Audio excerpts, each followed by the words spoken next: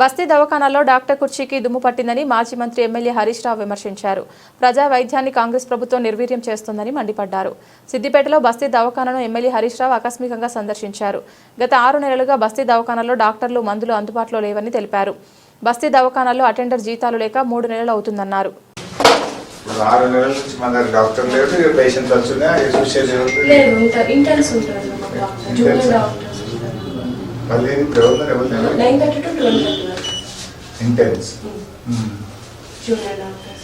మీ జీతం రాక ఎన్ని రోజులు నవంబర్ జీతం రాలేదు. మీది 3 నెలల జీతం రాలేదు, మీకు 1 నెల నవంబర్. మొన్న 5-6 నెలలు రాలే కదా. నేను గట్టిగా మాట్లాడినాక రోజులు పెట్టినాక పడ్డట్లే కదా. నేను కొట్టాడినాకనే వచ్చినాయి అంతేనా. 5 నెలలు 6 నెలలు పెండింగ్ ఉండేది. అనంగా ఎంబడ పడితే వచ్చింది. ఇప్పుడు 1 నెల నీది ఉంది, ఇంకా 3 నెలలు నీది ఉంది జీతం పెట్టి. జీతాలు రాక మందులు సగం సప్లై అయిపోయింది కదా. చాలా వరకు సర్దికి చాలా గోళీలు లేవట కదా. చాలా మట్టుకు అదే వస్తున్నారు కొంచెం మిస్ అవుతుంది. బరాబర్ ఇక్కడ ప్రజలకు మాత్రం మేము ఇస్తున్నాం సార్, అందుబాటులో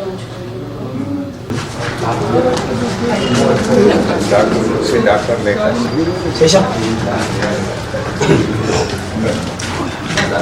డాక్టర్ గురించి దుమ్ము పట్టిపోయింది. 6 నెలల నుంచి డాక్టర్ లేక ఈచ్ దుమ్ము మీద